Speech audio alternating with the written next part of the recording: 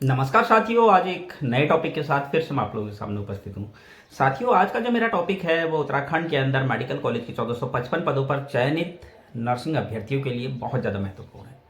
लगातार साथियों, वो सभी कैंडिडेट जिनका चयन मेडिकल कॉलेज की 1455 पदों पर हुआ है, वो लगातार इस चीज़ को लेकर चिंतित हैं कि आखिर हमें ज्वाइनिंग मिलेगी तो कब मिलेगी, क्या मार्च से पहले 31 मार्च से पहले मिल जाएगी या ये मामला अप्रैल में चला जाएगा। लगातार इस मामले में जो है मैसेज आ रहे हैं, कॉल्स आ रही है, हर कोई यही जानना चाह रहा है कि आखिर ज्वाइनिंग मिलेगी तो कब मिलेगी। तो साथियों, हमें चीज़ें समझनी पड़ेगी। अभी बहुत सारे लोगों के वेरिफिकेशन नहीं हुए हैं। बहुत सारे लोग कह रहे हैं हमारा एक ही वेरिफिकेशन हुआ है, दूसरा नहीं हुआ है, तीसरा नहीं हुआ है। एलआईयू कोई बोल रहा है एलआईयू वेरिफिकेशन नहीं हुआ है, कोई बोल रहा है हमारा पुलिस वेरिफिकेशन नहीं हुआ है, कोई बोल रहा है हमारा पटवारी वेरिफिकेशन नहीं हुआ है। हर कोई परेशान है कि किस तरीके से ये वेरिफिकेशन होते हैं, किस तरीके से ज्वाइनिंग मिलती है। तो मैं आपको कुछ चीज़ें बताना चाहता हूँ जिसके वेरिफिकेशन नहीं हो रखे हैं। थोड़ा सा वो लोग भी थोड़ा सा एक्टिव हों और पता करें, अपने अपने तहसील में जाकर पता करें, अपने पटवारी क्षेत्र में जाकर पता करें। अगर पटवारी क्षेत्र है तो पटवारी से पता करें, तहसील से पता करें, अपने एलआईयू ऑफिस जाए, थाने में एलआईयू ऑफिस होता है वहाँ जाएँ, वहाँ पता करें। कोतवाली है, कोतवाली में एलआईयू ऑफिस होता है, वहाँ जाकर पता करें। पुलिस वेरिफिकेशन नहीं हुआ है, संबंधित चौकी, थाना, कोतवाली, जहाँ पर भी आप नियरेस्ट आपका जो थाना है, चौकी है, कोतवाली है, वहाँ पर जाकर आप पता कर सकते हैं कि आपका वेरिफिकेशन आया है या नहीं आया है।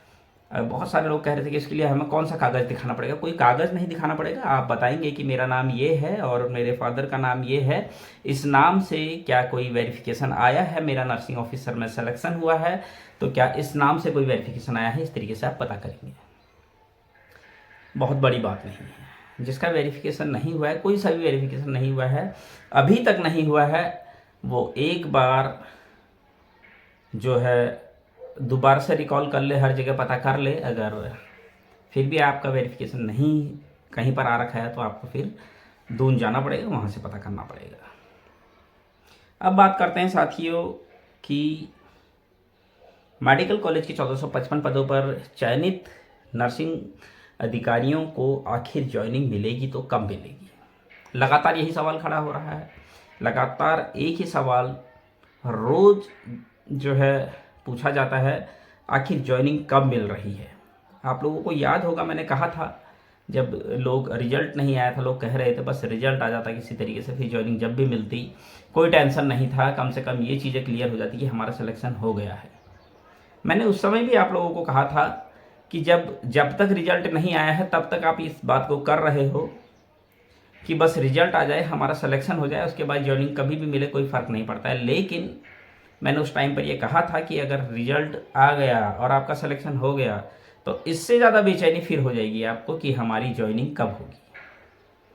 और ये वाजिब है, ये आपके साथ ही नहीं सबके साथ, चाहे वो मैं हूँ चाहे कोई भी है, सभी के साथ होता है। तो इसमें कोई ऐसी कोई बात नहीं है। तो साथियों, हमारी जो है कुछ उच्च अधिकारियों से बात हुई है इस मामले में ज्वाइनिंग को लेकर, और एक बहुत बड़ी खुशखबरी कि 30 मार्च से पहले पहले सबको नियुक्ति पत्र दे दिए जाएंगे, सभी को ज्वाइनिंग दे दी जाएगी। मार्च में ही सभी को ज्वाइनिंग मिल जाएगी, अप्रैल तक मामला नहीं जाएगा। ये एक बहुत अच्छी खबर हम लोगों के लिए भी आई है और कुछ उच्च अधिकारियों से हमारी बात हुई है, उन्हीं से हमें ये जानकारी मिली है कि जो है मार्च में ही आप लोगों को सबको ज्वाइनिंग मिल जाएगी, सभी लोगों को नियुक्ति दे दी जाएगी। नियुक्ति पत्र नहीं कह रहा हूँ मैं, नियुक्ति कह रहा हूँ। इसका मतलब कि हालांकि समय दिया जाता है, कोई किसी को लेट भी हो सकता है, लेकिन जो जितनी जल्दी ज्वाइन करना चाहेगा वो उसके ऊपर है। लेकिन मार्च में ही सबको नियुक्ति पत्र मिल जाएंगे, मार्च में ही सबको नियुक्ति करने का समय मिल जाएगा। मर्जी आपकी है, आप मार्च में ज्वाइन करते हैं, अप्रैल में ज्वाइन करते हैं, लेकिन नियुक्ति पत्र 30 मार्च से पहले पहले सबको वितरित कर दिए जाएंगे। किसको किस जगह मिलेगा ये किसी को नहीं पता है। उम्मीद यही कर रहे हैं, जिस तरीके से मंत्री जी से हमने बात रखी थी, और मैं देहरादून भी गया था, मैंने भी इस बात को रखा था, और पहले भी हम लेटर के माध्यम से इस बात को रख चुके हैं कि मंडल चेंज ना किए जाएं, क्योंकि बहुत ज़रूरी है साथियों ये मुद्दा। मंडल चेंज होने से बहुत सारी दिक्कतें लोगों को आ रही थी, तो इसलिए इस बात को रखा गया है कि मंडल किसी के चेंज ना किए जाएं। और मंत्री जी ने भी हमें आश्वस्त किया है कि मंडल चेंज नहीं किए जाएंगे। तो इस चीज़ के लिए हम फिलहाल आश्वस्त हैं। मंत्री जी के कहने के अनुसार हम लोग बिल्कुल निश्चिंत हैं कि किसी का मंडल चेंज होगा। बहुत सारे लोग पूछ रहे थे क्या होगा, कैसे होगा, मंडल चेंज होगा तो कैसी कैसी दिक्कतें आएंगी, ये है वो है। तो ऐसा कुछ नहीं है। फिलहाल मंत्री जी ने कहा है किसी का भी मंडल चेंज नहीं किया जाएगा।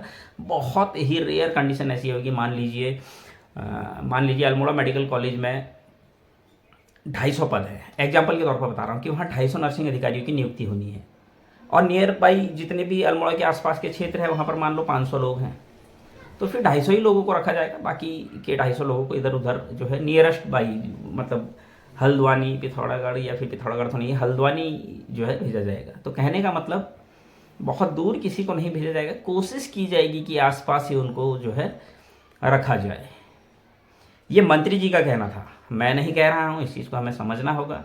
ये मंत्री जी ने कहा है। और आपने जब हम देहरादून गए थे तो मंत्री जी ने जो वहाँ पर जो बातें साझा की उसमें ये बताया कि बहुत दूर किसी को नहीं जो है नियुक्ति दी जाएगी, उसके घर के आसपास ही जो है उसको नियुक्ति दी जाएगी। तो इसके लिए आप बिल्कुल निश्चिंत रहिए। और फिर से मैं आप लोगों को बता रहा हूँ 31 मार्च से पहले पहले सभी लोगों को नियुक्ति पत्र वितरित कर दिए जाएंगे। 31 मार्च से पहले पहले सभी लोगों को नियुक्ति दे दी जाएगी। तो ये थी आज की एक बहुत अच्छी खबर। आगे भी मैं इसी तरह की खबर आप लोगों के लिए लेकर आता रहूँगा। तब तक के लिए धन्यवाद।